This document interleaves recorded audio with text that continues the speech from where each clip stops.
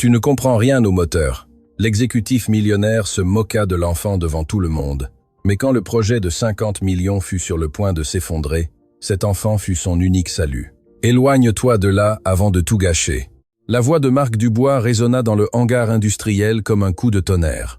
Ses chaussures italiennes claquaient contre le sol en béton, tandis qu'il avançait furieux vers la plateforme où un enfant de 11 ans observait avec attention le moteur le plus cher que l'entreprise avait construit en vain. Qui diable a laissé entrer un gamin ici? Louis Durand ne bougea pas. Ses yeux noisettes restèrent fixés sur le moteur V8 turbo-compressé qui reposait sur la plateforme de test, entouré de moniteurs et de capteurs clignotant de lumière rouge d'avertissement. Il portait un t-shirt usé et un pantalon légèrement trop grand, mais sa posture était celle de quelqu'un qui savait exactement ce qu'il regardait. « Monsieur Dubois, l'enfant ne fait qu'observer. » Hélène Durand tenta d'expliquer en essuyant nerveusement ses mains sur son tablier de nettoyage. Elle travaillait depuis 2 ans chez Automobiles de France comme personnel d'entretien et n'avait jamais vu son patron aussi énervé. « C'est mon fils. Je l'ai amené car je n'ai personne pour le garder aujourd'hui. Ton fils. » Marc l'interrompit d'un rire empreint de mépris. « Hélène, je t'ai embauché pour nettoyer les sols, pas pour transformer mon entreprise en garderie. C'est un projet de 50 millions d'euros, pas un parc d'attractions. » Autour de la plateforme, plus de 30 ingénieurs, techniciens et cadres observaient la scène. Certains détournaient le regard, mal à l'aise. D'autres murmuraient entre eux. L'ambiance dans le hangar était tendue depuis des heures. Le moteur, conçu pour la nouvelle supercar qui mettrait Automobiles de France sur la carte internationale, présentait des défaillances que personne ne pouvait expliquer. Les tests devaient être achevés ce jour même pour présenter les résultats au consortium japonais qui avait investi des millions dans le projet. « Maman, le problème est dans le système de synchronisation. » Louis parla pour la première fois. Sa voix claire mais respectueuse pointa du doigt une section spécifique du moteur. La soupape d'échappement du cylindre 3 ne se ferme pas au bon moment. C'est pourquoi les relevés de température sont inconsistants. Le silence qui suivit fut absolu. Même les machines semblèrent cesser de ronronner un instant. Marc Dubois resta paralysé, traitant ce qu'il venait d'entendre.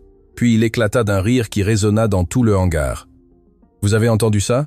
L'enfant croit s'y connaître en moteur. » Il se tourna vers ses ingénieurs, cherchant des complices à son amusement. « Nous avons 11 ans d'expérience automobile ici. » Les ingénieurs rirent nerveusement, certains plus forts que d'autres, surtout ceux qui voulaient gagner les faveurs du patron.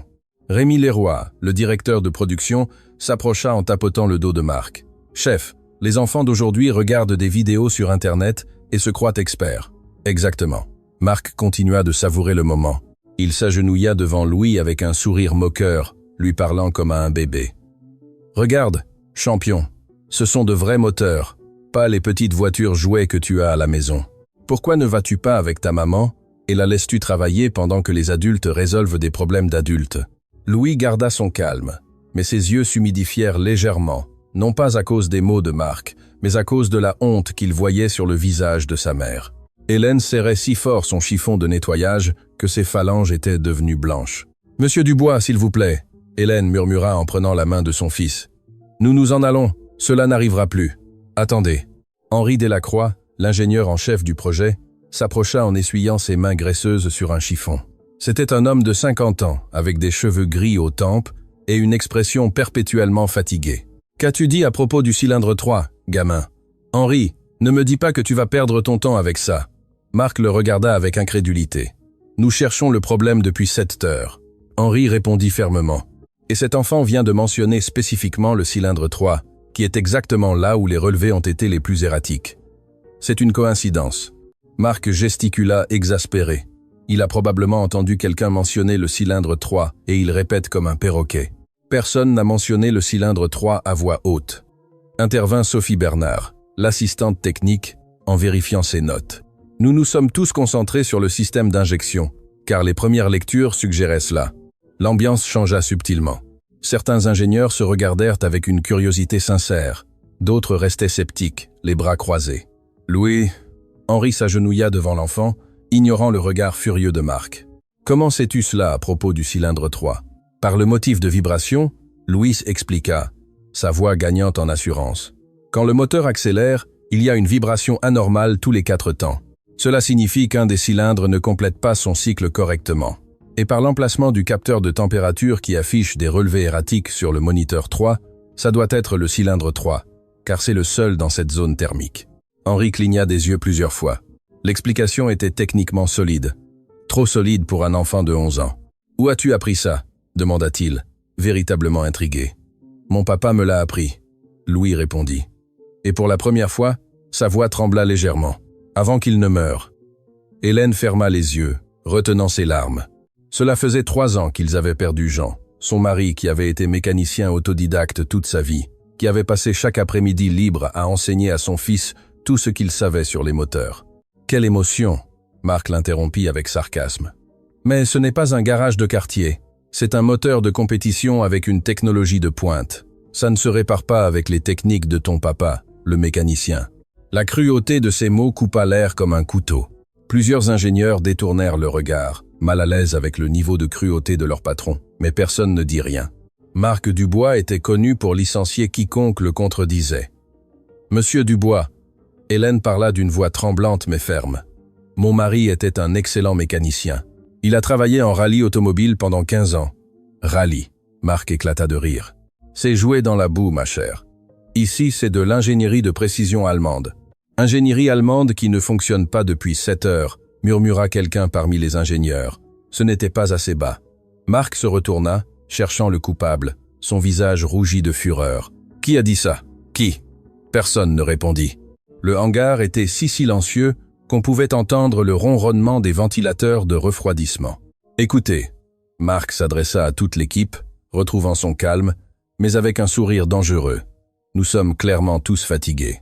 Nous travaillons depuis des heures et maintenant nous écoutons les conseils d'ingénierie d'un enfant. » Il fit une pause dramatique. « Alors, rendons ça intéressant. » Il sortit son portefeuille et en extirpa plusieurs billets. Il les compta délibérément, s'assurant que tous voient le montant. « 5 000 €, annonça-t-il en montrant l'argent. « 5 000 € en espèces pour celui qui résoudra ce problème dans la prochaine heure. » Les ingénieurs murmurèrent avec enthousiasme. 5 000 € représentaient presque 3 mois de salaire pour beaucoup d'entre eux. Mais il y a une condition. Marc continua, souriant malicieusement tout en regardant directement Louis. Si le petit génie est si sûr de son diagnostic qu'il nous le prouve. S'il a raison à propos du cylindre 3, je lui donne l'argent. Monsieur Dubois, ce n'est pas... Hélène tenta de protester. Ce n'est pas quoi? Juste. Marc l'interrompit. Je crois que c'est très juste. Ton fils vient ici. Interrompt un projet de millions, fait des diagnostics comme s'il était ingénieur. S'il est aussi intelligent qu'il en a l'air, qu'il le prouve. Et s'il se trompe, il fit une pause, laissant le suspense grandir. S'il se trompe, tu es licencié pour avoir apporté des distractions sur le lieu de travail. Le hangar explosa en murmures. Ce n'était plus une simple discussion, mais un spectacle cruel. Hélène pâlit, sentant ses jambes trembler. Elle avait désespérément besoin de ce travail. Le salaire leur suffisait à peine pour couvrir le loyer et la nourriture, mais sans lui, elle et Louis se retrouveraient à la rue. C'est injuste. Henri proteste. L'enfant n'a pas demandé ça. La vie est injuste, Henri, Marc répondit froidement. Et c'est mon hangar, mes règles. Il regarda Louis avec dédain. Qu'en dis-tu, champion? Es-tu si sûr de ton diagnostic pour risquer le travail de ta mère? Tous les regards se tournèrent vers l'enfant de 11 ans qui portait désormais une responsabilité qu'aucun adulte ne devrait lui imposer. Louis regarda sa mère, vit les larmes qu'elle essayait de retenir, vit la peur dans ses yeux, puis regarda le moteur, la machine complexe que tous les ingénieurs diplômés d'université n'avaient pas pu réparer. « Non, Louis », Hélène murmura, lisant la détermination dans les yeux de son fils. « Tu n'as rien à prouver, maman. » Louis serra sa main. « Papa m'a appris que quand tu sais que quelque chose ne va pas, tu dois le dire, même si tu as peur. Quel courage. » Marc applaudit lentement. Son sarcasme était palpable. Le petit héros qui sauvera la situation. Ça va être amusant. J'accepte. Louis dit d'une voix claire, bien que ses mains tremblaient légèrement, mais à une condition. Marc leva un sourcil, surpris par l'audace. Tu poses des conditions? Si j'ai raison, et le problème est dans le cylindre 3, vous ne me donnez pas seulement l'argent, vous vous excusez aussi auprès de ma maman pour l'avoir si maltraitée toutes ces années. Le silence qui suivit fut assourdissant. Personne, absolument personne, n'avait parlé ainsi à Marc Dubois dans sa propre entreprise. Les ingénieurs retinrent leur souffle, attendant l'explosion, mais Marc se contenta de sourire. Un sourire froid et calculateur. Marché conclu.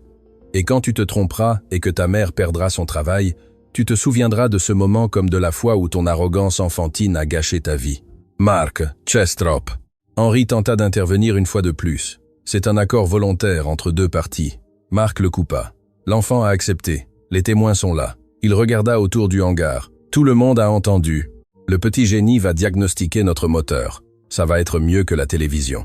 Louis lâcha la main de sa mère et s'approcha de la plateforme.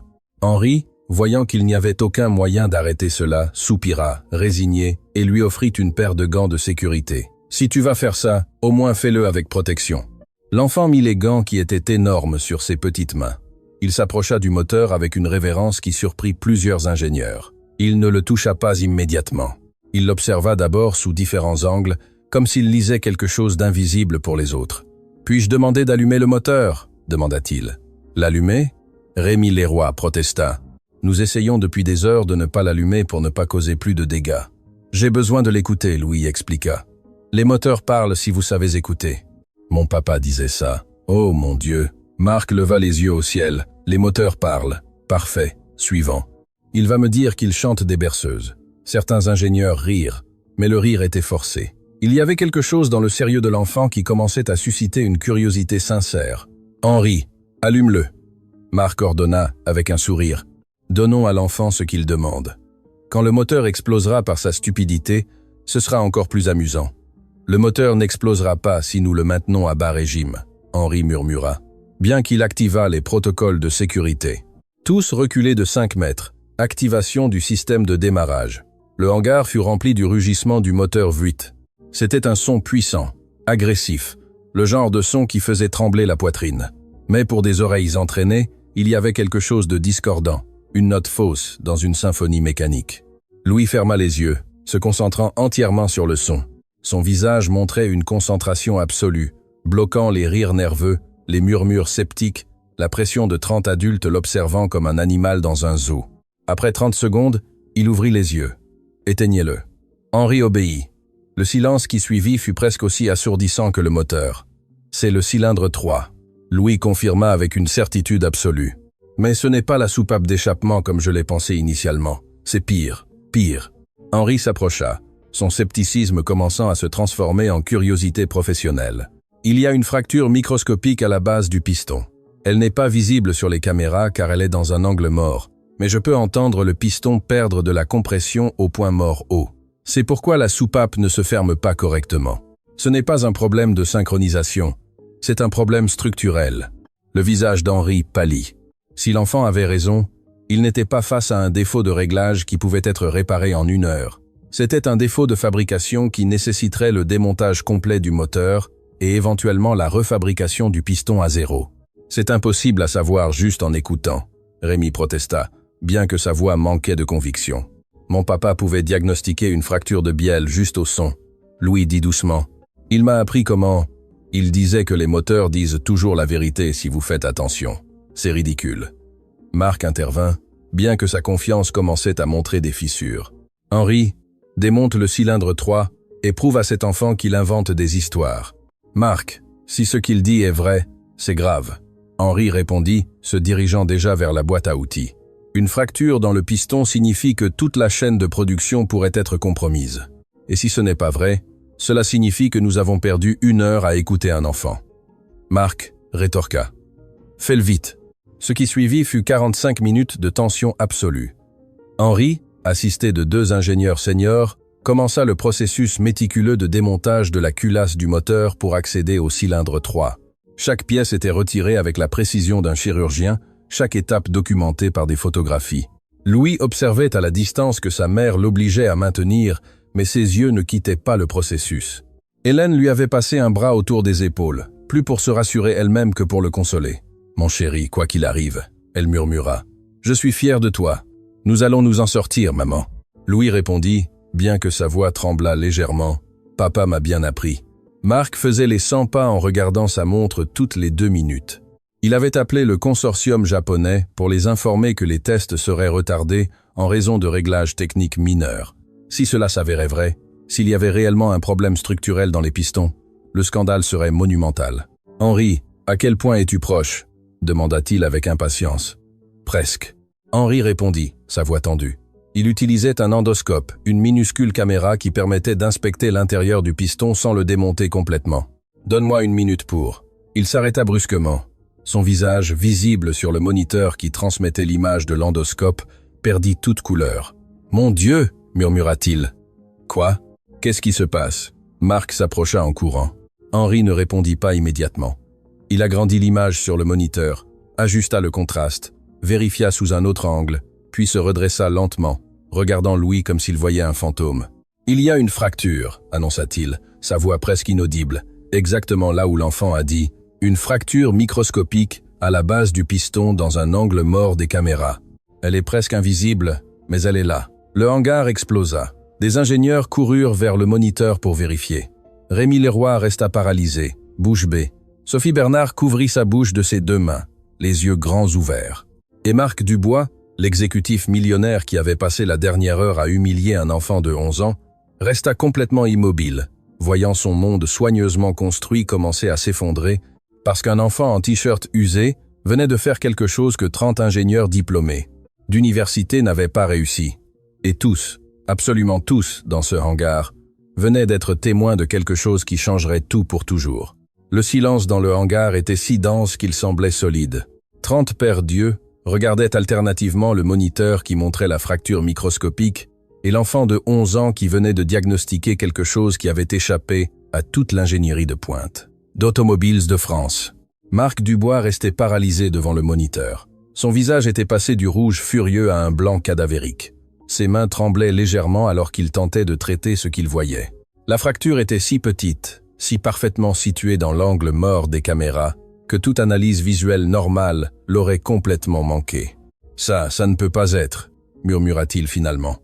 Sa voix avait perdu toute l'arrogance qui la caractérisait. « Henri, vérifie à nouveau. Ça doit être une erreur de l'endoscope. » Henri Delacroix ne répondit pas immédiatement. Il était trop occupé à prendre des mesures, des photographies supplémentaires, confirmant sous tous les angles possibles.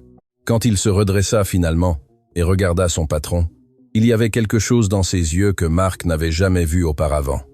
Une déception profonde. « Ce n'est pas une erreur. » Henri dit d'une voix ferme. « La fracture est réelle, Marc.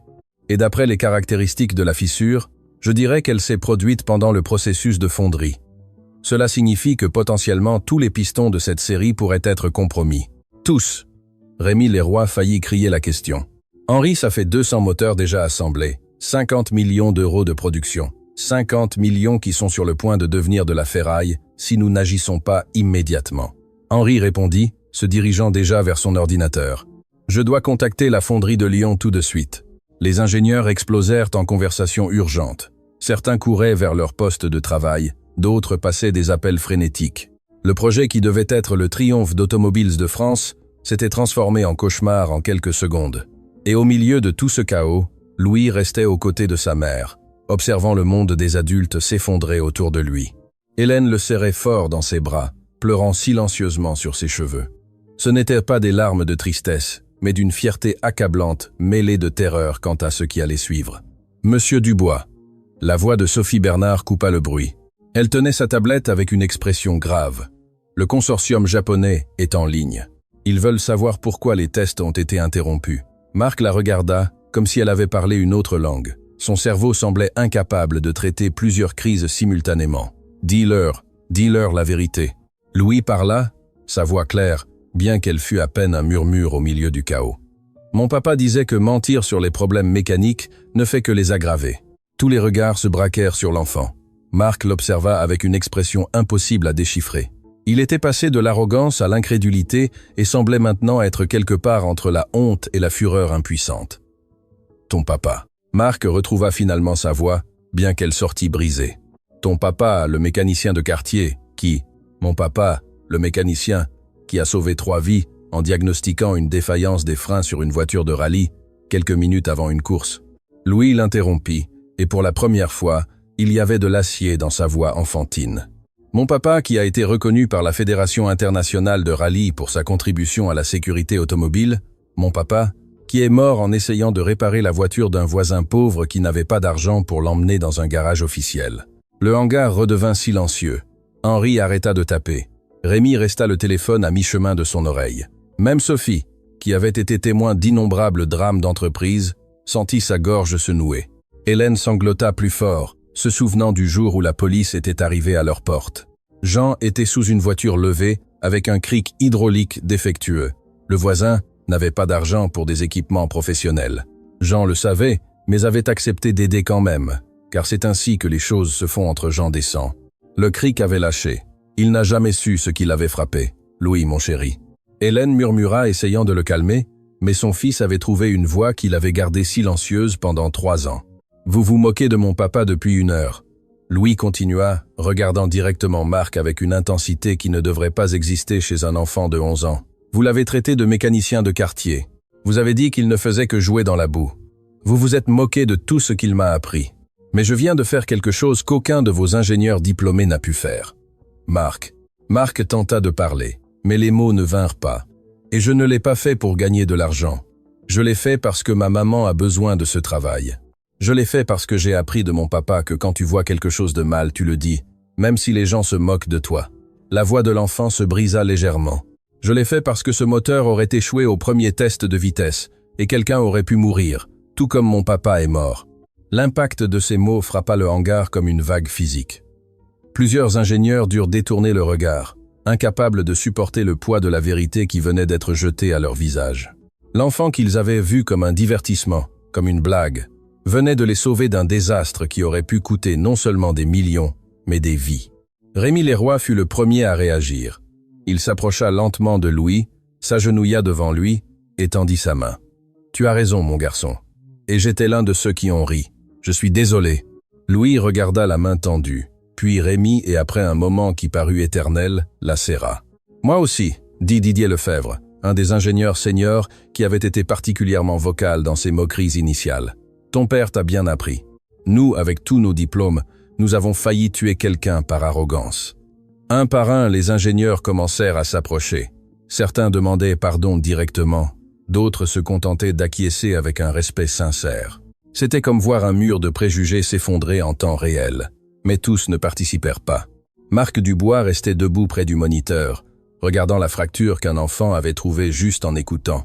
Son empire corporatif, construit sur l'image d'excellence et de supériorité, venait d'être renversé par un enfant en vêtements usés qui avait appris de son père dans un garage de quartier. Marc. Henri s'approcha de son patron, parlant à voix basse mais ferme. « Nous devons prendre des décisions. Les Japonais attendent, et chaque minute qui passe, je sais. » Marc le coupa. Sa voix était un murmure rauque. Il passa ses 2 mains dans ses cheveux, ébouriffant la coiffure parfaite qu'il maintenait toujours. Quand il regarda finalement où se trouvait Louis, il y avait quelque chose de différent dans ses yeux. Ce n'était pas exactement de l'humilité, mais l'arrogance aveugle avait été remplacée par quelque chose de plus complexe. Il s'approcha lentement. Chaque pas semblait lui coûter un effort monumental. Les ingénieurs s'écartèrent, créant un chemin entre le cadre et l'enfant. Hélène serra instinctivement son fils contre elle, comme si elle voulait le protéger de ce qui allait arriver. Marc s'arrêta devant eux pendant un long moment. Il les regarda simplement. Puis, à la surprise de absolument tout le monde, il s'agenouilla, se mettant à la hauteur de Louis. « Tu avais raison, sur tout, dit-il. » Et sa voix tremblait, sur le moteur, sur ton père, sur moi. Hélène retint son souffle. Ce n'était pas ce qu'elle avait espéré. Elle avait espéré de la fureur, un licenciement immédiat. Être même qu'on les escorte hors du bâtiment. Mais pas ça. Ton père était un homme meilleur que je ne le serai probablement jamais. Marc continua. Chaque mot semblait être arraché d'un endroit profond et douloureux. Il t'a appris à écouter, à observer, à penser. Moi, j'apprends seulement à mes employés à craindre. Louis ne répondit pas immédiatement. Il étudia le visage de l'homme qui avait humilié sa mère. Qui avait insulté la mémoire de son père? Sur ce visage, il vit quelque chose qu'il reconnut, car il l'avait vu dans le miroir après la mort de son père. La douleur. « Monsieur Dubois, » Louis dit doucement, « mon papa m'a aussi appris que tout le monde fait des erreurs. L'important, c'est ce que nous faisons après les avoir commises. » Marc ferma les yeux, et à la stupéfaction de tous, une larme roula sur sa joue. L'exécutif millionnaire, l'homme qui avait bâti un empire automobile et qui ne montrait jamais de faiblesse, pleurait devant 30 employés. Il se tourna vers la mère de Louis, sa voix à peine audible. « Tu m'as demandé de ne pas maltraiter ton fils. Mais je ne l'ai pas seulement maltraité, je t'ai maltraité pendant 2 ans. Je t'ai traité comme si tu étais invisible, comme si tu n'avais pas d'importance. » Hélène ne savait pas quoi dire.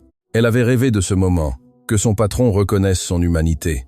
Mais maintenant que cela se produisait, c'était surréaliste. J'ai fait un marché. Marc continua en se redressant mais sans se lever. Un marché dont j'aurais honte le reste de ma vie. J'ai parié le travail d'une mère célibataire sur l'intuition de son fils de 11 ans. Quel genre d'homme fait ça? Le genre d'homme qui peut encore changer. Henri intervint doucement. Il connaissait Marc depuis 15 ans et ne l'avait jamais vu ainsi. S'il choisit de le faire, Marc hocha la tête lentement, puis se leva, sortit à nouveau son portefeuille, en extirpa les 5 000 € qu'il avait utilisés pour se moquer, et les offrit à Louis. « Un marché est un marché, dit-il. Tu l'as gagné honnêtement. » Louis regarda l'argent. C'était plus d'espèces qu'il n'en avait jamais vu de sa vie. 5 000 € paieraient le loyer pendant des mois. Achèteraient de la nourriture, peu, être même aiderait, avec les dettes d'hôpital qu'ils avaient encore de la dernière année de son père. Mais au lieu de prendre l'argent, il regarda sa mère. Hélène lut la question dans ses yeux, et même si chaque fibre de son être lui criait de prendre cet argent, elle hocha lentement la tête, laissant son fils décider. « Gardez votre argent », Louis dit finalement. « Mais respectez l'autre partie de l'accord. » L'autre partie. Marc cligna des yeux, confus. « Vous m'avez présenté vos excuses à moi, mais l'accord était que vous vous excusiez auprès de ma maman pour toutes ces années. » Le hangar était si silencieux qu'on pouvait entendre le bourdonnement des lumières fluorescentes. Marc regarda Hélène et pour la première fois, il la vit vraiment. Non pas comme la femme qui nettoyait les sols, non pas comme une employée sans importance, mais comme une personne. Une mère célibataire qui avait perdu son mari et qui travaillait 2 emplois pour élever son fils. Une femme qui arrivait tôt et partait tard, qui ne se plaignait jamais, qui maintenait les salles de bain plus propres que n'importe quel hôtel de luxe. Hélène Durin. Marc prononça son nom complet pour la première fois. « Je vous dois des excuses qui vont au-delà des mots. Je vous ai traité comme si vous n'existiez pas. J'ai ignoré votre humanité, votre douleur, votre lutte. Et le pire, c'est que ce n'était pas seulement aujourd'hui. Ça a été tous les jours pendant 2 ans. » Hélène sentit les larmes couler librement sur ses joues. Maintenant, ce n'étaient pas des larmes de tristesse, mais de quelque chose de beaucoup plus complexe. C'était la douleur d'années d'invisibilité, enfin reconnue. C'était la validation que sa souffrance avait été réelle, non imaginée. « Vous ne méritiez rien de tout cela, » Marc continua. « Et votre fils, cet enfant extraordinaire que vous avez élevé seul, vient de sauver mon entreprise d'un scandale qui nous aurait détruits. Non seulement cela, il a probablement sauvé des vies.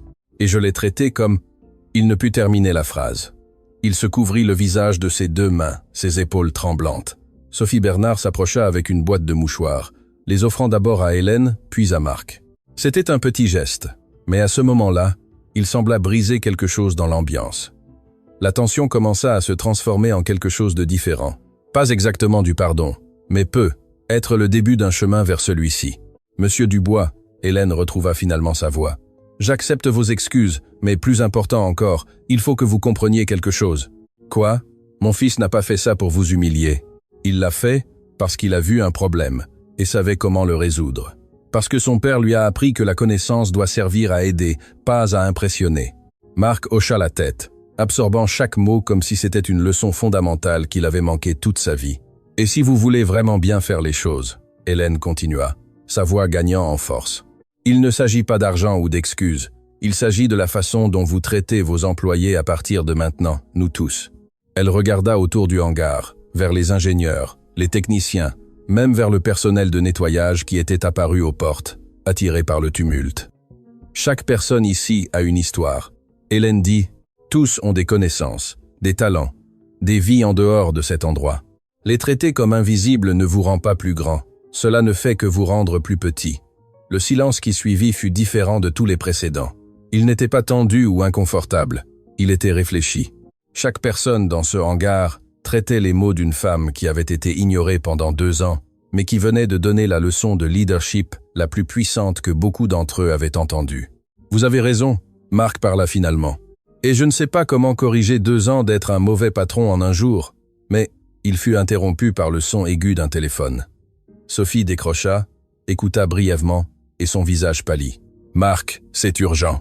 Le directeur de la fonderie de Lyon, il dit qu'ils ont besoin de vous parler immédiatement de quelque chose qu'ils ont trouvé dans les registres de qualité. » Le moment de vulnérabilité s'évapora instantanément, remplacé par la crise corporative qui les entourait toujours. Marc se redressa, essuyant son visage rapidement, essayant de retrouver un peu de sa prestance professionnelle. Qu'ont-ils trouvé? Il n'a pas voulu le dire au téléphone, mais son ton, Marc, semblait effrayé. Marc prit le téléphone, s'éloignant de quelques pas. La conversation fut brève, mais intense. Son expression passa de sérieuse à horrifiée en quelques secondes. Quand il raccrocha, sa main tremblait visiblement. « Henri, j'ai besoin que tu viennes ici maintenant », ordonna-t-il, sa voix tendue. L'ingénieur en chef s'approcha rapidement. Marc lui montra quelque chose sur le téléphone, probablement un document ou une photographie qu'on lui avait envoyée. Henri lut et son visage perdit toute couleur. « Mon Dieu !» murmura-t-il. « Combien ?»« Tous !» Marc répondit. « Tous les pistons de la série 8000.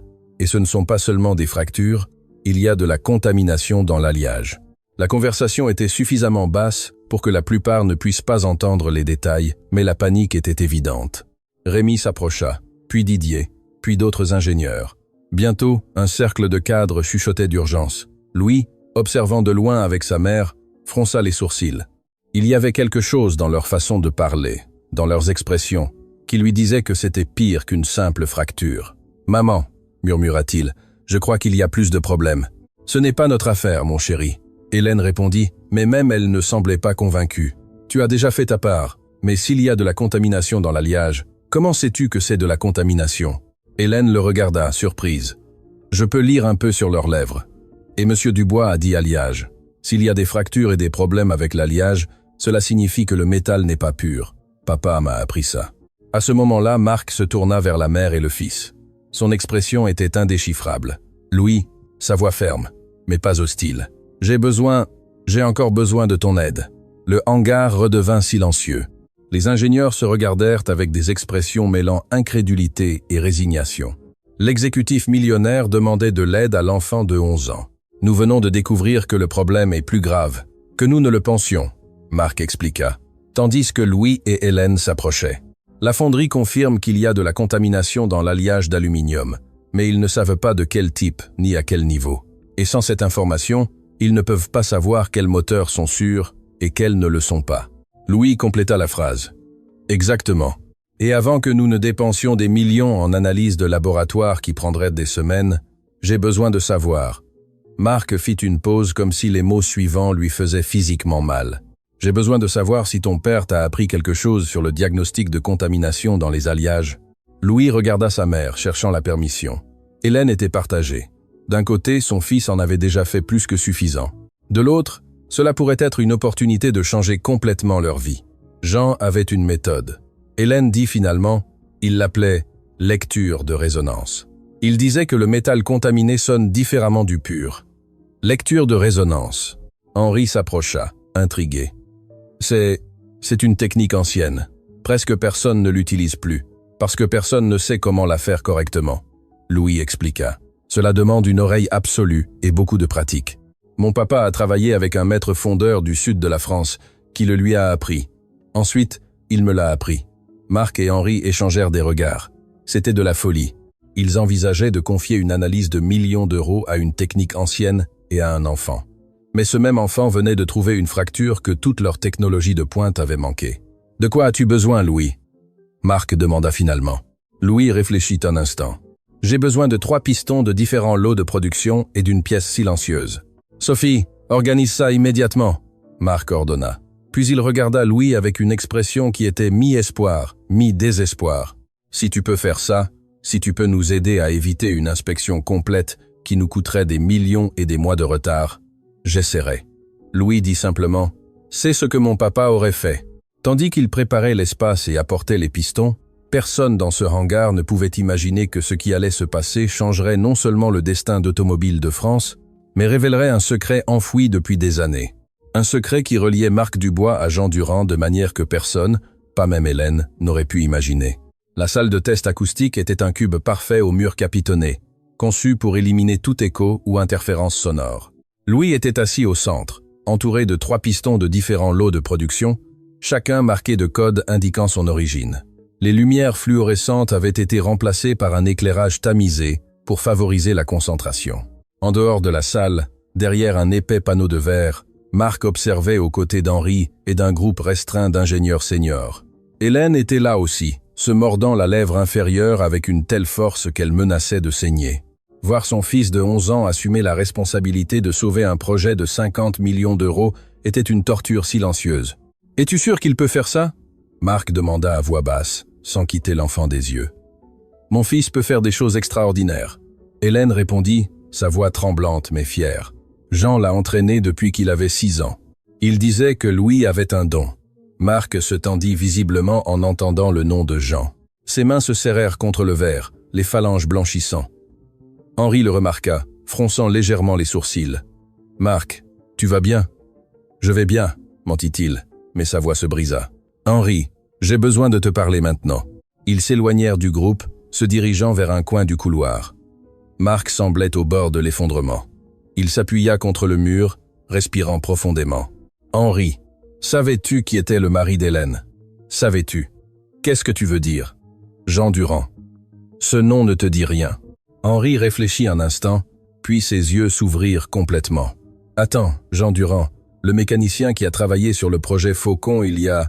Mon Dieu, il y a 12 ans. Le même. » Marc murmura en passant ses mains dans ses cheveux. « Et moi, c'est moi qui l'ai renvoyé de ce projet. » Le silence qui suivit fut lourd, chargé d'implications qu'Henri commençait à comprendre. « Marc, qu'as-tu fait? Le projet Faucon était ma première grande opportunité en tant que directeur. » Marc commença, sa voix à peine audible. « Contrat militaire, des millions en jeu. Jean Durand était le meilleur mécanicien de l'équipe. Tous le respectaient, mais j'étais jeune, arrogant. J'avais besoin de montrer que j'étais le patron. » Henri ferma les yeux, sachant exactement où cette histoire allait. Jean a trouvé un problème dans les alliages que nous utilisions. Marc continua. Il a dit qu'il ne respectait pas les spécifications militaires, qu'il pourrait céder sous un stress extrême. Il voulait arrêter la production, faire des tests supplémentaires, et tu ne l'as pas laissé faire. Henri compléta la phrase. Je lui ai dit qu'il exagérait. Je lui ai dit qu'un mécanicien d'atelier n'avait pas l'éducation pour remettre en question des ingénieurs doctorants. Je l'ai humilié devant toute l'équipe. Exactement comme j'ai humilié son fils aujourd'hui. La dévastation sur le visage de Marc était totale. Ce n'était pas seulement de la culpabilité, c'était le poids d'une connexion qui rendait tout ce qui s'était passé ce jour-là 1000 fois pire.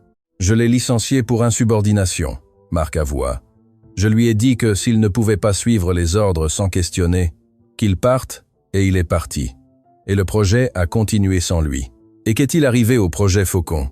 Marc rit amèrement. 3 des véhicules ont échoué lors d'opérations sur le terrain. Défaillance moteur, exactement là où Jean l'avait prédit. Heureusement, il n'y a pas eu de mort, mais des blessures. Henri, des hommes ont subi de graves brûlures. Le contrat a été annulé. L'entreprise a perdu des millions et j'ai failli perdre ma carrière.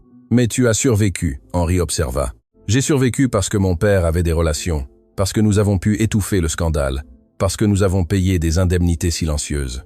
Marc glissa le long du mur jusqu'à s'asseoir par terre, et Jean Durand a été mis sur liste noire de l'industrie automobile. Personne n'a voulu l'embaucher après qu'il ait causé des problèmes sur un projet militaire. Henri s'assit aux côtés de son patron, traitant l'ampleur de ce qu'il venait d'entendre. C'est pour ça qu'il a fini par travailler dans de petits garages. C'est pour ça qu'il est mort sous une voiture avec un cric hydraulique bon marché. Marc murmura, les larmes coulant librement. Maintenant, s'il avait conservé sa carrière, s'il avait eu les ressources, l'équipement adéquat, tu ne peux pas te blâmer pour un accident. Henri dit, bien qu'il ne semblât pas très convaincu. Je ne peux pas.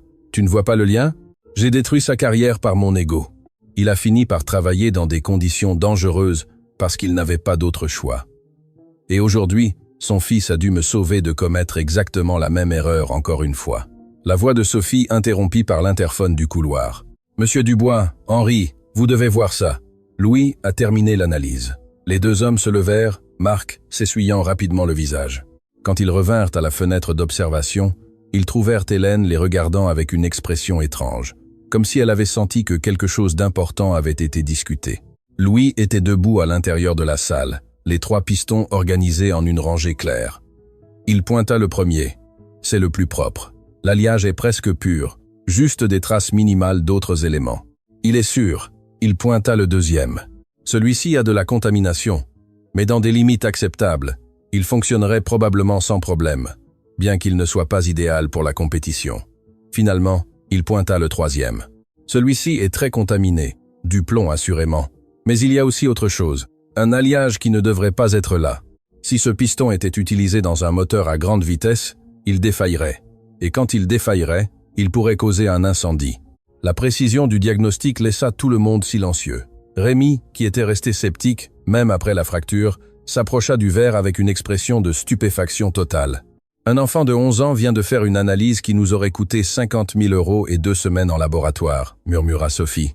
Elle vérifiait frénétiquement les registres sur sa tablette. « Marc, c'est grave. Le lot 847 a été utilisé dans 73 moteurs qui ont déjà été envoyés à des clients. 73. » Marc sentit le sol s'ouvrir sous ses pieds, y compris les prototypes que nous avons envoyés au Japon. Y compris cela, la crise qu'il pensait gérable venait de se transformer en catastrophe potentielle. 73 moteurs avec des pistons contaminés entre les mains des clients, certains probablement déjà installés dans des véhicules qui pourraient être testés sur des pistes à grande vitesse. « Nous devons lancer un rappel produit immédiat », Henri dit, sa voix de commandement prenant le contrôle. « Contactez chaque client, récupérez chaque moteur avant que quelqu'un ne meure. » Marc compléta, l'ironie n'échappant à personne. 12 ans après avoir ignoré Jean Durand à propos d'alliage défectueux, il était sur le point de commettre la même erreur fatale. Sauf que cette fois, le fils de Jean l'avait sauvé. Louis sortit de la salle acoustique en enlevant les gants de sécurité qui lui étaient trop grands. Hélène l'enveloppa immédiatement dans un câlin, murmurant des mots de fierté à son oreille. L'enfant la serra en retour, mais ses yeux étaient fixés sur Marc. Il y avait quelque chose dans l'expression du cadre que Louis ne pouvait pas déchiffrer complètement. C'était plus que de la gratitude ou de la honte. Cela ressemblait à une douleur ancienne, une culpabilité profonde. « Monsieur Dubois, » Louis dit doucement, « vous connaissiez mon papa ?» La question tomba comme une bombe. Hélène se figea. Les ingénieurs échangèrent des regards mal à l'aise. Henri ferma les yeux. Sachant que ce moment était inévitable, Marc s'agenouilla devant l'enfant pour la deuxième fois ce jour-là. Mais cette fois, c'était différent. Il n'y avait pas d'orgueil blessé ou d'arrogance brisée. Il n'y avait qu'un homme confrontant la pire erreur de sa vie à travers les yeux du fils de sa victime. « Oui », dit-il simplement. « J'ai connu ton père. » Hélène recula d'un pas, sa main couvrant sa bouche. « Quoi? Quand? Jean n'a jamais... » « Il y a 12 ans, » Marc répondit sans quitter Louis des yeux. « Ton père a travaillé pour moi sur un projet très important. Il était extraordinaire, le meilleur dans ce qu'il faisait. Et qu'est-il arrivé ?» Louis demanda, bien que quelque chose dans son ton suggérait qu'il soupçonnait déjà la réponse. « J'étais jeune et stupide. Ton père a trouvé un problème que je n'ai pas voulu voir. Il m'a dit que les alliages que nous utilisions n'étaient pas sûrs. Et moi, au lieu de l'écouter, la voix se brisa. » Hélène avait commencé à pleurer. Des pièces d'un puzzle qu'elle n'avait jamais complètement compris commençaient à s'assembler. Elle se souvenait de Jean rentrant à la maison il y a 12 ans, défait, disant qu'il avait été licencié pour avoir posé trop de questions. Elle se souvenait de ses difficultés à trouver du travail après, de sa réputation ternie. « Vous avez ruiné sa carrière », Hélène dit. Ce n'était pas une question, mais une réalisation douloureuse. « Oui, Marc admit, et je suis sûr que j'ai indirectement contribué aux circonstances qui ont conduit à sa mort. S'il avait conservé sa position, ses ressources, son accès à un équipement adéquat, il serait encore en vie. » Hélène termina, sa voix brisée. Le hangar, qui quelques instants auparavant avait été rempli d'une activité urgente, était maintenant plongé dans un horrible silence. Les ingénieurs qui avaient tout vu ne savaient où regarder. Sophie avait des larmes qui coulaient sur son visage. Rémi avait dû s'asseoir, submergé par la tragédie qui se déroulait. « Mon papa n'a jamais dit du mal de vous. » Louis dit finalement, sa voix étonnamment calme. Quand je lui demandais pourquoi il ne travaillait pas dans de grands endroits, il disait seulement que parfois faire ce qui est juste a un prix. Marc sanglota audiblement. Ton père était un homme meilleur que je ne le serai jamais. Mais vous pouvez essayer de l'être. Louis continua. Mon papa m'a aussi appris qu'il n'est jamais trop tard pour faire ce qui est juste. Aujourd'hui, en demandant de l'aide, en m'écoutant, en admettant vos erreurs, vous faites ce que mon papa aurait voulu que vous fassiez. La sagesse dans les mots de l'enfant était anormale pour quelqu'un de son âge. Mais Jean avait élevé son fils pour qu'il comprenne que le pardon n'était pas une faiblesse, mais la forme la plus élevée de force. Hélène s'approcha de Marc, qui était toujours agenouillé. Elle le regarda longuement, traitant 12 ans de lutte, de questions sans réponse, de se demander pourquoi son mari avait été traité si injustement. Jean m'a dit quelque chose avant de mourir. Elle parla doucement. Il était à l'hôpital après l'accident. Il savait qu'il n'allait pas survivre. Il m'a pris la main et a dit « Ne garde de rancune contre personne. La rancune n'empoisonne que celui qui la porte. » Hélène. Marc commença, mais elle leva une main. Je ne peux pas dire que je vous pardonne tout de suite. Cela prendrait du temps, peut-être des années. Ce que vous avez fait à mon mari était injuste et cruel. Mais elle regarda son fils, vit la compassion dans ses yeux. Mais Jean a élevé notre fils pour qu'il soit meilleur que nous. Et Louis vous donne déjà une chance que vous ne méritez peut-être pas. Je ne la mérite pas, Marc approuva. Mais je vais passer le reste de ma vie à essayer de la gagner. Il se leva en s'essuyant le visage. Quand il parla à nouveau, sa voix avait retrouvé de la force, mais c'était une force différente. Ce n'était pas l'arrogance du pouvoir, mais la détermination de quelqu'un qui avait enfin compris le poids de ses actions. Henri, lance le rappel produit immédiatement. Je veux tous les moteurs du lot 847 de retour ici en 48 heures, quel qu'en soit le coût. Cela va être extrêmement cher. Henri avertit. Je me fiche que quelqu'un meure parce que j'ai été trop radin pour faire un rappel approprié. Je ne pourrai pas vivre avec ça. Il regarda Louis. J'ai déjà assez sur la conscience. Il se tourna vers Sophie. Contacte notre service juridique. Je veux qu'ils enquêtent sur tout ce qui concerne le licenciement de Jean Durand il y a 12 ans. S'il y a un moyen de dédommager sa famille rétroactivement, je veux que cela soit fait. Marc, cela pourrait exposer l'entreprise à des poursuites. Rémi protesta. Qu'il le fasse. Je préfère être poursuivi que de continuer à être le genre d'homme qui détruit des carrières par ego. Il regarda Hélène. Je ne peux pas vous rendre votre mari. Je ne peux pas vous rendre les 12 années que vous avez passées à lutter seul, mais je peux essayer de rendre les choses un peu moins difficiles à partir de maintenant. Que suggérez-vous? Hélène demanda avec prudence. J'offre un poste permanent de consultante en qualité familiale, non pas de personnel de nettoyage, consultante, avec un salaire de 5 000 € par mois et tous les avantages et un fonds éducatif complet pour Louis, dès maintenant et jusqu'à ce qu'il termine l'université de son choix. Le hangar explosa en murmures. C'était une offre extraordinaire qui allait bien au-delà de toute compensation raisonnable. Et une chose de plus, Marc continua. Je veux créer la bourse Jean Durand, une bourse annuelle complète pour les enfants de travailleurs automobiles qui veulent étudier l'ingénierie, en mémoire d'un homme qui en savait plus que nous tous réunis, mais qui n'a jamais eu l'occasion de le démontrer correctement. Hélène commença à pleurer de manière incontrôlable. Ce n'était pas des larmes de tristesse, mais d'un mélange complexe de douleur pour ce qu'elle avait perdu, et de soulagement que finalement le sacrifice de son mari soit reconnu. Louis serra sa mère dans ses bras, la laissant pleurer contre son épaule. C'était un rôle inversé, le fils consolant la mère, mais il le faisait avec une maturité qui brisait le cœur. « Maman » murmura-t-il, « papa serait fier de toi, et je crois qu'il serait fier que nous donnions une chance à Monsieur Dubois. Ton père a toujours été une meilleure personne que moi. » Hélène répondit entre les larmes. « Je suppose que nous avons élevé un fils qui a hérité de cela. » Marc observait la scène, sentant le poids complet de ce qu'il avait fait et de ce qu'il devait faire pour y remédier. Il savait qu'aucune somme d'argent ou d'excuses n'effacerait le passé. Mais peut-être, juste peut-être, il pouvait honorer la mémoire de Jean Durand en devenant le genre de leader que l'homme avait mérité de servir. Monsieur Dubois. Louis s'approcha en tendant sa petite main. « J'accepte au nom de ma famille, mais à une condition, quelle qu'elle soit. » Marc dit en serrant la main de l'enfant. « Que lorsque vous créerez la bourse au nom de mon papa, vous racontiez son histoire complète.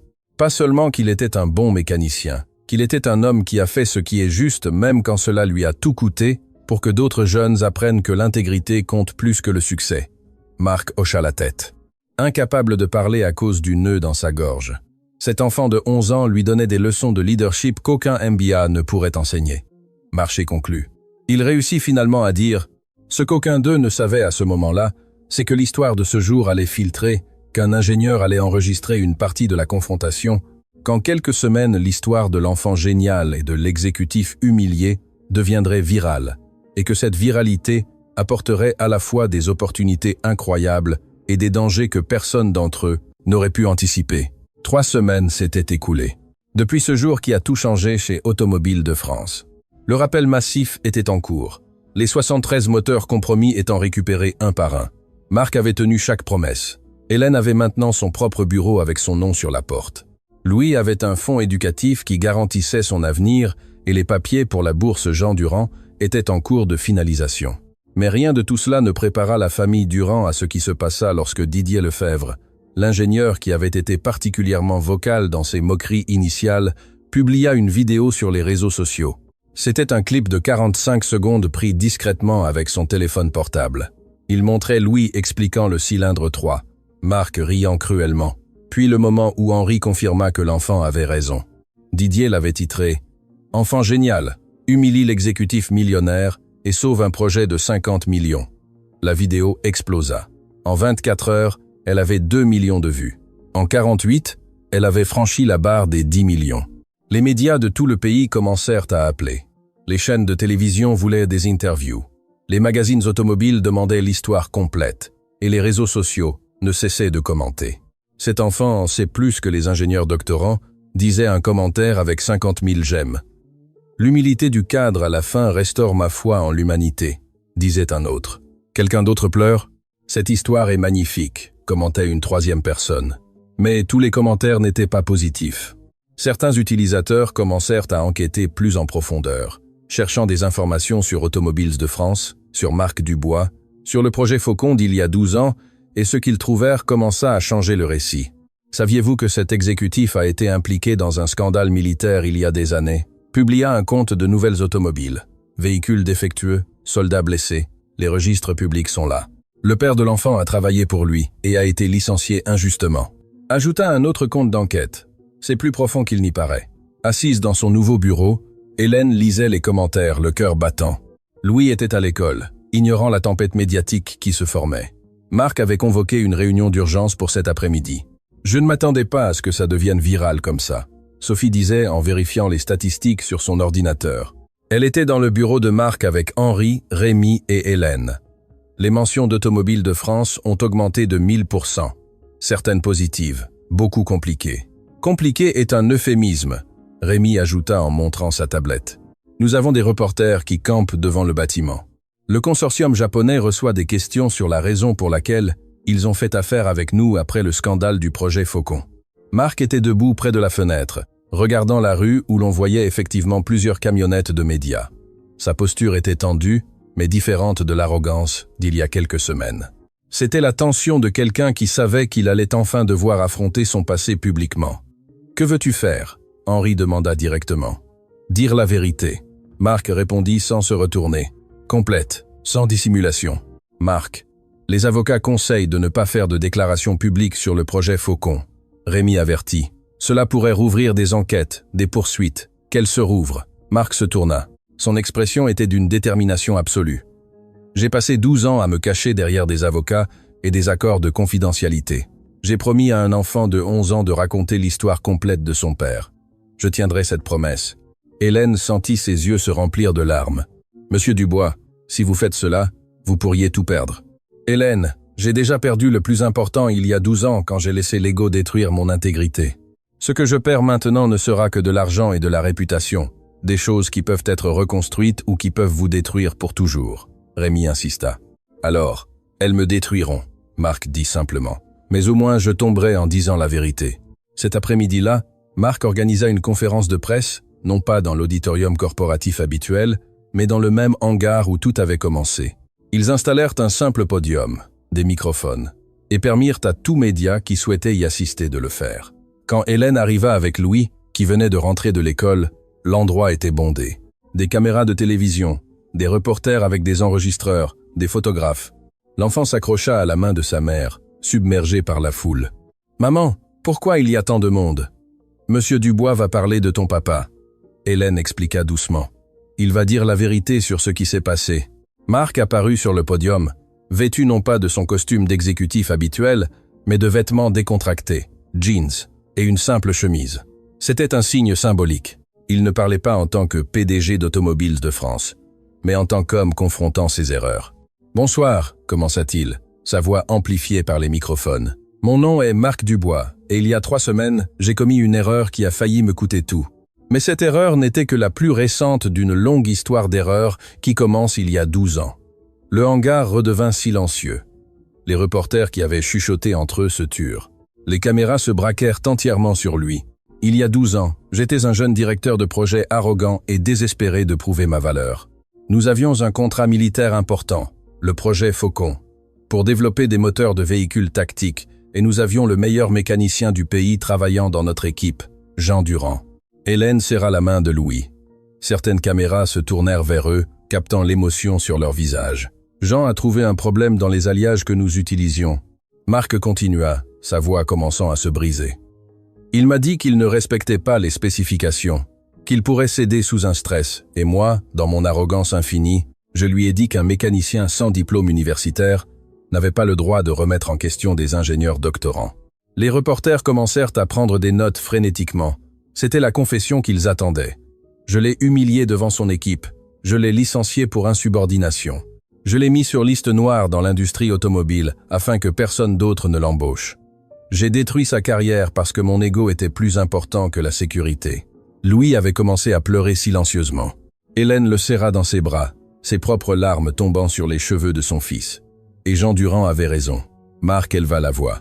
Les véhicules ont défailli, des soldats ont été blessés, et j'ai utilisé l'argent et les relations de ma famille pour étouffer le scandale, payer des accords silencieux et poursuivre ma carrière comme si rien ne s'était passé. Le hangar explosa en murmures. C'était plus que ce que n'importe quel média avait espéré. Ce n'était pas seulement un aveu d'erreur, c'était une confession complète de corruption corporative. Jean Durand n'a jamais pu se remettre de ce que je lui ai fait.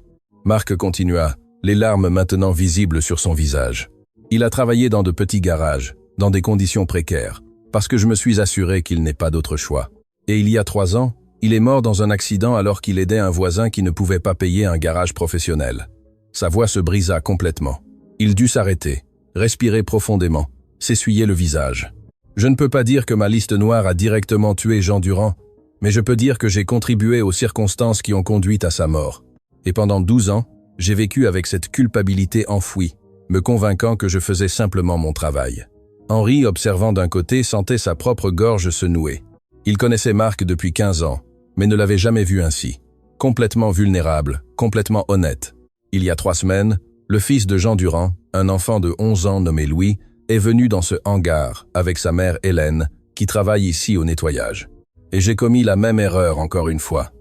Je l'ai humilié. Je me suis moqué de lui. J'ai parié le travail de sa mère contre son savoir. Les caméras se déplacèrent pour capturer la réaction de Louis, qui regardait maintenant directement Marc avec une expression mêlant douleur et quelque chose de plus profond. Et cet enfant, juste en écoutant un moteur, a diagnostiqué un problème que 30 ingénieurs diplômés n'avaient pas trouvé. Il a sauvé notre projet, a probablement sauvé des vies et m'a enseigné la leçon la plus importante que j'ai apprise en 42 ans, que le savoir ne vient pas des diplômes ou des postes, mais de la passion, du dévouement et de la volonté de faire ce qui est juste. Marc fit une pause en cherchant Louis et Hélène dans la foule. Quand leurs yeux se rencontrèrent, il hocha légèrement la tête. C'est pourquoi je suis ici aujourd'hui, non pas pour nettoyer mon image corporative ou protéger la réputation d'Automobiles de France. Je suis ici pour tenir une promesse que j'ai faite à cet enfant, raconter l'histoire complète de son père. Jean Durand était un héros que l'industrie automobile n'a pas mérité. Un homme qui a choisi l'intégrité plutôt que la carrière, la vérité plutôt que la commodité. L'émotion dans le hangar était palpable. Plusieurs reporters avaient les larmes aux yeux. Les caméramens continuaient d'enregistrer, capturant chaque seconde de cette confession extraordinaire. Aujourd'hui, j'annonce la création de la bourse Jean Durand. Marc continua, retrouvant un peu de calme. Une bourse complète pour les enfants de travailleurs automobiles qui veulent étudier l'ingénierie.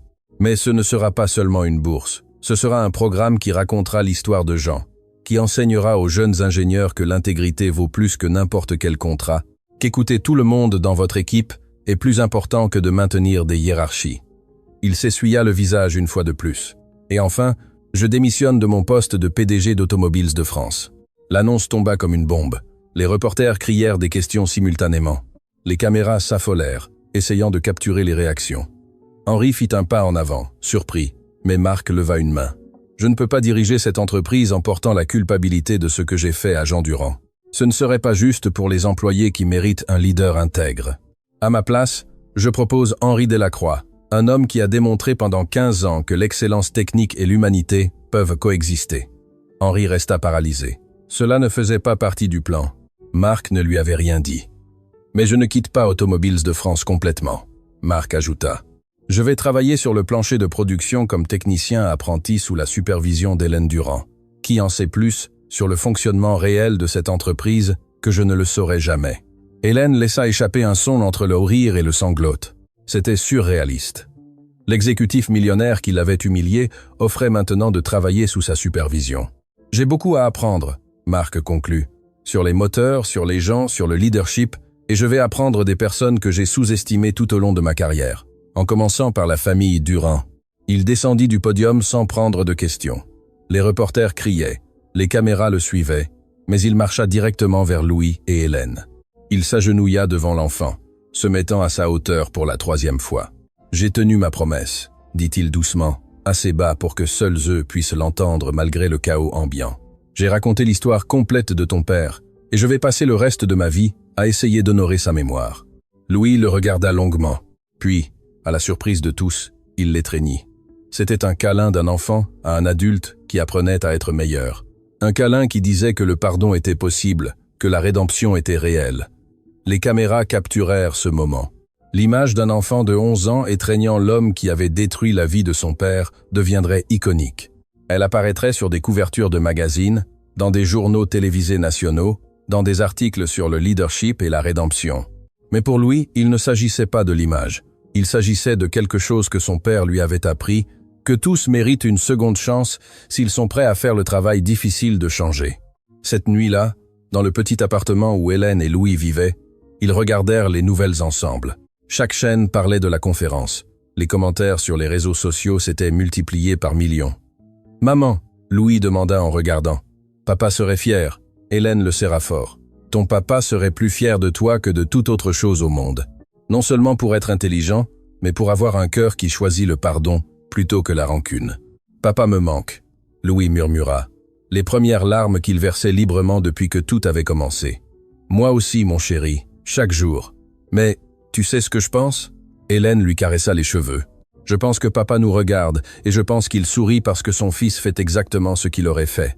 Utiliser son savoir pour aider, et utiliser son cœur pour guérir. » Le téléphone d'Hélène vibra.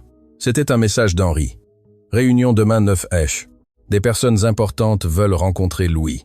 Des opportunités que nous n'aurions jamais imaginées. » Hélène lut le message avec un mélange d'émotion et de peur. Le monde avait vu son fils, et cela signifiait que sa vie tranquille était sur le point de changer de façon qu'elle ne pouvait pas prédire. « Louis, je crois que tout est sur le point de changer. » Elle dit doucement. « Pour le meilleur ou pour le pire. Je ne sais pas, mon chéri, mais nous y ferons face ensemble comme toujours. » Ce qu'aucun des deux ne savait, c'est que parmi les millions de personnes qui avaient vu la vidéo et la conférence de presse, il y avait quelqu'un qui avait reconnu Louis, quelqu'un du passé de Jean qui l'avait cherché pendant des années, quelqu'un qui avait des informations qui changeraient tout ce qu'il pensait savoir sur l'accident qui avait coûté la vie à Jean Durand. Et cette personne était en route pour les retrouver, apportant avec elle des vérités à la fois belles et dévastatrices. L'histoire de Louis et Marc avait captivé le monde, mais la vraie histoire, la complète, commençait à peine à se révéler. La femme qui apparut à l'accueil d'Automobiles de France 2 jours après la conférence de presse ne semblait pas avoir plus de 60 ans, mais elle portait la dignité de quelqu'un qui avait beaucoup vécu. Elle portait un porte-documents en cuir usé, et ses yeux, de la même couleur noisette que ceux de Louis, se remplirent de larmes au moment où elle vit la photo de l'enfant dans l'article de magazine sur le comptoir de l'accueil. « J'ai besoin de parler à Hélène Durand », dit-elle d'une voix tremblante à Pauline, la réceptionniste. « C'est urgent. Il s'agit de Jean. » Pauline, qui avait appris à être plus attentive après tout ce qui s'était passé, remarqua quelque chose dans la façon dont la femme prononçait ce nom. Ce n'était pas la curiosité d'une étrangère, c'était une douleur familière. « Vous connaissiez Jean Durand ? C'était mon frère. » La femme répondit, et les larmes finirent par couler. « Et je cherche sa famille depuis 3 ans. » 15 minutes plus tard, Hélène était assise dans son bureau face à une femme qui s'était présentée comme Irène Durand. Louis avait été appelé de l'école et était maintenant assis aux côtés de sa mère, étudiant cette tante qu'il n'avait jamais connue. « Je ne savais pas que Jean avait une sœur », Hélène dit avec prudence. Son mari avait toujours été réservé sur sa famille, disant seulement qu'il s'était éloigné des années auparavant. « Nous nous sommes disputés il y a 15 ans, Irène expliqua, sa voix brisée par le regret. Une stupide discussion sur l'argent, sur l'héritage de nos parents. J'ai dit des choses horribles. Il a dit qu'il ne voulait plus rien savoir de moi et moi, dans mon orgueil, je l'ai laissé partir. » Louis écoutait avec une attention absolue. Son père n'avait jamais mentionné avoir des frères et sœurs. « J'ai essayé de le chercher pendant des années. » Irène continua, sortant des papiers de son porte-documents. Mais Jean avait changé de ville. Il travaillait dans de petits garages qui n'avaient pas de registre formel. C'était comme s'il avait disparu. Et quand je l'ai finalement trouvé, Sa voix se brisa complètement. Hélène lui tendit une boîte de mouchoirs, son propre cœur s'accélérant avec une anticipation douloureuse. Quand je l'ai finalement trouvé, ce fut parce que j'ai vu son nom dans le rapport d'accident. Je suis arrivé 3 jours après ses funérailles. Irène sanglota ouvertement maintenant. 3 jours trop tard pour lui demander pardon, pour lui dire que je l'aimais, pour rencontrer mon neveu. Louis sentit quelque chose se briser dans sa poitrine. Cette femme avait perdu son frère de la même manière qu'il avait perdu son père. Il tendit sa petite main et prit celle d'Irène. Elle regarda cette main, si semblable à celle de Jean, et pleura encore plus fort. « Je suis tellement désolé, » Irène murmura. « Je suis désolé de ne pas avoir été là. Je suis désolé que mon orgueil m'ait fait perdre 15 ans avec mon frère.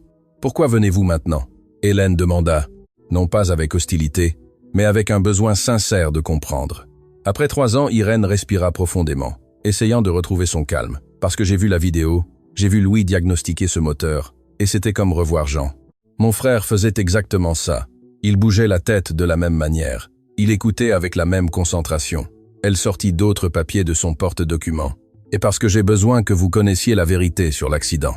Hélène se tendit immédiatement. Quelle vérité? C'était un accident. Le cric hydraulique a lâché. Il n'a pas lâché par défaut. Irène dit doucement. J'ai enquêté. J'ai engagé un inspecteur privé parce que quelque chose ne me semblait pas clair et j'ai découvert quelque chose que vous devez savoir. Elle posa des photographies sur le bureau. C'était celle du garage où Jean était mort, des restes du cric hydraulique, des rapports techniques. Le cric hydraulique avait un problème connu, Irène expliqua. Le fabricant avait émis un rappel produit 2 ans avant l'accident, mais le propriétaire du garage, essayant d'économiser de l'argent, ne l'a jamais réparé. Il savait que l'équipement était dangereux et l'a quand même laissé en usage. Hélène couvrit sa bouche de ses 2 mains. Pendant 3 ans, elle avait pensé que la mort de Jean avait été de la malchance, un destin cruel. Mais ceci, j'ai intenté une action civile contre le propriétaire du garage, Irène continua. L'affaire a été réglée il y a 2 mois. J'ai gagné. Elle sortit une épaisse enveloppe et la posa devant Hélène. L'accord était de 350 000 €, de l'argent qui aurait dû aller à la famille de Jean depuis le début. Si j'avais été là pour me battre pour vous, Hélène ne pouvait pas traiter ce qu'elle entendait. 350 000 €, c'était plus d'argent qu'elle n'en avait vu de toute sa vie. Je ne veux pas de cet argent. Irène dit fermement. Ce n'est pas à moi. C'est à vous, c'est à Louis. C'est le moins que je puisse faire après avoir fait défaut à mon frère. Nous ne pouvons pas accepter cela. Hélène commença, mais Irène leva une main. Hélène, laissez-moi finir. Y a-t-il autre chose que vous devez savoir sur Jean? Quelque chose qui explique pourquoi il était si spécial, pourquoi Louis a hérité de ce don extraordinaire. Elle sortit un vieux dossier rempli de papiers jaunis et de photographies décolorées. Notre père, le grand-père de Louis, fut l'un des concepteurs originaux de moteurs Ferrari en Italie dans les années 50. C'était un génie mécanique qui n'a jamais obtenu de crédit parce qu'il était un immigré, parce qu'il n'avait pas les titres formels. Louis se pencha en avant, fasciné. Hélène était aussi complètement absorbée. Papa a tout appris à Jean. Irène continua en montrant des photographies d'un homme âgé travaillant dans un atelier, un jeune Jean observant avec une attention respectueuse la technique de lecture de résonance, le diagnostic par le son. Tout cela vient de notre père. Ce sont des techniques qui se perdent, car personne ne les documente, car elles sont considérées comme désuètes. Mais elles ne sont pas désuètes, Louis dit, sa voix pleine d'émerveillement. Elles sont parfaites. C'est de l'art. Exactement. Irène sourit à travers ses larmes. Et toi, Louis, tu es la 3e génération de cette tradition. Ton arrière-grand-père a conçu des moteurs qui ont gagné des courses au Mans. Ton père aurait pu être le meilleur ingénieur automobile de sa génération si le système ne l'avait pas écrasé. Et toi? Elle prit les mains de l'enfant avec tendresse. Tu vas être ce qu'ils n'ont pas pu être. Tu auras les opportunités qui leur ont été refusées et tu porteras le nom Durand là où il aurait toujours dû être, au sommet de l'ingénierie automobile. À ce moment-là, on frappa à la porte. C'était Henri, accompagné de Marc et de 3 personnes qu'Hélène ne reconnaissait pas. 2 hommes et une femme, tous vêtus formellement de costumes coûteux. Hélène, Louis. Henri dit clairement ému.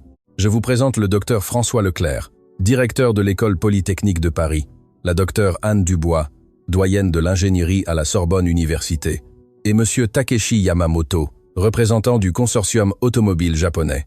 Les 3 visiteurs entrèrent avec des expressions de respect sincères. Le docteur Leclerc fut le premier à parler. « Jeune Louis, nous avons vu les vidéos, nous avons lu votre histoire, et nous aimerions vous offrir une bourse complète pour étudier l'ingénierie automobile dans notre institut, en commençant par un programme spécial pour jeunes talents. Non seulement cela, la docteure Dubois ajouta, la Sorbonne Université est également intéressée par la création d'un programme spécial de mentorat. Nous voulons documenter les techniques que votre père vous a enseignées, les préserver, les enseigner à la prochaine génération d'ingénieurs. Monsieur Yamamoto parla dans un espagnol sikh, prudent, mais correct. Et le consortium japonais souhaiterait financer un laboratoire de recherche en votre nom, un lieu où les techniques traditionnelles et la technologie moderne pourraient se combiner. Hélène était submergée. Louis semblait sous le choc. Irène pleurait à nouveau, mais cette fois de joie pure. Il y a plus. Marc parla pour la première fois et sa voix était différente. Ce n'était plus la voix du cadre arrogant, c'était la voix d'un homme humble. La bourse Jean Durand a reçu des dons de 37 entreprises automobiles du monde entier. Nous avons des fonds pour accorder des bourses à 100 étudiants chaque année pendant les 10 prochaines années. Il s'agenouilla devant Louis, ce qui était devenu sa posture habituelle pour parler à l'enfant qui lui avait enseigné l'humilité.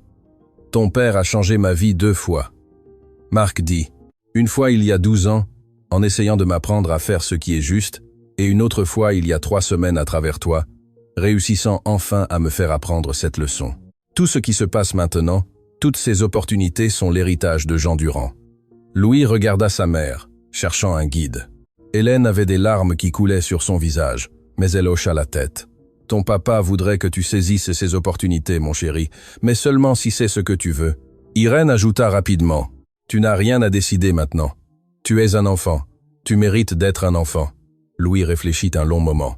Puis il parla avec une clarté qui surprit tous les adultes présents. « Mon papa m'a appris que la connaissance est une responsabilité, que quand tu sais faire quelque chose qui peut aider les autres, tu as l'obligation de le faire.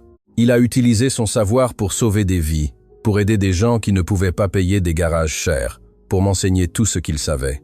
Il se leva face à tous ces adultes puissants, avec la confiance tranquille de quelqu'un qui savait exactement qui il était. Je veux accepter ces opportunités. Je veux étudier, apprendre, grandir, mais pas pour être célèbre ou riche. Je veux le faire pour honorer mon papa, pour que son savoir ne meure pas, pour que d'autres enfants comme moi, de familles comme la mienne, puissent avoir des opportunités. » Le docteur Leclerc sourit largement. C'est exactement le genre d'étudiant que nous voulons, et c'est exactement le genre d'ingénieur dont le monde a besoin. La docteure Dubois ajouta. Monsieur Yamamoto s'inclina respectueusement. Votre père serait très fier. Henri s'essuya discrètement les yeux. Même les visiteurs distingués étaient visiblement émus. Ce n'était pas seulement un enfant intelligent, c'était un enfant avec le cœur à la bonne place. Il y a quelque chose que j'aimerais demander. Louis continua. Quelque chose d'important, n'importe quoi. Marc répondit immédiatement. Je veux que ma tante Irène en fasse partie. Elle a connu mon grand-père, a appris de lui. Elle peut aider à documenter les techniques que mon papa m'a enseignées. Et elle, sa voix se brisa légèrement. Elle est de la famille. C'est la seule chose qui me reste de mon papa, en dehors de maman. Irène laissa échapper un son entre le sanglot et le rire, se levant pour étreindre son neveu. Je serai honoré, mon amour. Je serai tellement honoré. Hélène rejoignit l'étreinte. Les 3 générations de Durand enfin réunies après des années de séparation, de douleur et de perte. Alors c'est décidé, Henri annonça en souriant largement. Un nouveau chapitre commence. Dans les semaines qui suivirent, l'histoire continua de se dérouler de manière que personne n'aurait pu anticiper. La confession de Marc avait provoqué des enquêtes dans toute l'industrie automobile sur les pratiques corrompues. 5 autres cadres dans d'autres entreprises avaient été contraints de démissionner. Les réglementations de sécurité avaient été renforcées. Automobiles de France, sous la direction d'Henri, était devenu un modèle de transparence et d'éthique.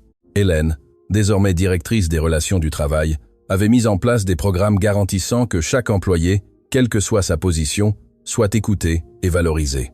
Marc tint sa promesse. Il travaillait sur le plancher de production comme technicien apprenti, portant des combinaisons de travail tachées de graisse au lieu de costumes coûteux. Les premiers jours furent humiliants, mais il apprit plus sur sa propre entreprise en 2 semaines sur le plancher qu'en 10 ans au bureau de direction. « C'est ironique », dit-il à Henri un jour alors qu'il nettoyait des outils. « J'ai mis 42 ans à comprendre ce que Jean Durand a su toute sa vie. Que le vrai leadership ne consiste pas à être au-dessus et à regarder en bas, mais à être au milieu, travaillant aux côtés de tous. » Le programme de la bourse Jean Durand fut officiellement lancé avec une cérémonie dans le même hangar où tout avait commencé. 100 étudiants de familles de travailleurs reçurent des bourses complètes. Louis, bien que trop jeune pour aller à l'université, fut invité comme orateur. « Mon papa n'a pas pu être là pour voir ça », dit-il devant des centaines de personnes, y compris des médias nationaux et internationaux. « Mais je sais qu'il nous regarde de quelque part, et je sais qu'il sourit, parce que c'est exactement ce qu'il aurait voulu, que la connaissance ne se perde pas, que les opportunités ne dépendent pas de combien d'argent vous avez, mais de la passion que vous apportez. » Il fit une pause en regardant sa mère au premier rang, sa tante Irène à côté d'elle, Marc debout au fond avec sa combinaison de travail. « Mon papa m'a appris que les moteurs parlent si vous savez écouter, mais il m'a aussi appris quelque chose de plus important, que les gens parlent si vous êtes prêts à écouter. Peu importe qu'ils soient cadres ou employés de nettoyage, ingénieurs ou mécaniciens, tous ont quelque chose de précieux à enseigner si vous avez l'humilité d'apprendre. » L'audience se leva pour une ovation qui dura plusieurs minutes. Ce n'était pas seulement pour Louis, mais pour tout ce qu'il représentait. Une histoire de perte transformée en héritage, d'orgueil transformé en humilité, d'erreur transformée en rédemption. Cette nuit-là, Hélène emmena Louis et Irène au petit cimetière où Jean était enterré. Ils avaient posé une nouvelle pierre tombale, financée par les dons venus du monde entier. Elle ne disait plus seulement son nom et ses dates. Elle disait maintenant Jean Durand, 1975 à 2021. Maître mécanicien, père exceptionnel, homme d'intégrité. Son savoir vivra à travers les générations. Louis déposa un petit outil près de la pierre tombale, une clé à molette qui avait appartenu à son père. « Je t'ai promis que je ne laisserai pas ton savoir mourir, papa. J'ai tenu ma promesse. » Hélène et Irène s'embrassèrent, pleurant ensemble, guérissant ensemble les blessures que le temps et l'orgueil avaient créées. Jean nous enseigne une dernière leçon. Irène dit doucement qu'il n'est jamais trop tard pour la famille, pour le pardon, pour bien faire les choses, et que l'amour ne meurt jamais. Hélène ajouta « Il ne fait que changer de forme. Maintenant, il vit en Louis, dans tous ces étudiants qui recevront des bourses, dans chaque personne qui apprendra ces techniques que Jean a préservées. » Louis leva les yeux vers le ciel, où les premières étoiles commençaient à apparaître. Il sentit, il ne savait pas si c'était réel ou imaginé, une présence chaleureuse, comme si son père était là, invisible, mais présent, fier de tout ce que son fils avait accompli. « Papa, » murmura-t-il, « j'ai changé le monde sans cesser d'être moi-même, comme tu me l'as appris. » Et à ce moment-là, Louis Durand, un enfant de 11 ans qui avait diagnostiqué un moteur juste en l'écoutant, qui avait pardonné à l'homme qui avait détruit sa famille, qui avait transformé la perte en héritage, comprit la leçon la plus importante de toutes. Que le vrai succès ne se mesure pas en argent ou en diplôme, mais en combien de vies vous touchez, combien de personnes vous aidez, combien de biens vous laissez dans le monde. Son père avait été un simple mécanicien pour beaucoup, mais il avait été un géant d'intégrité, un maître du savoir, un héros silencieux. Et maintenant, 3 générations après qu'un immigré italien ait conçu des moteurs Ferrari sans crédit, son arrière-petit-fils était sur le point de porter cet héritage à des hauteurs que personne n'avait imaginées, non pas parce qu'il était plus intelligent que d'autres, mais parce qu'il avait appris les leçons les plus importantes, humilité, intégrité, et que la connaissance n'a de valeur que lorsqu'elle est partagée. Les moteurs parlent si vous savez écouter, les gens parlent si vous êtes prêts à écouter, et l'amour transcende la mort lorsqu'il se transforme en héritage. C'était le véritable héritage de Jean Durand, et c'était le plus précieux de tous.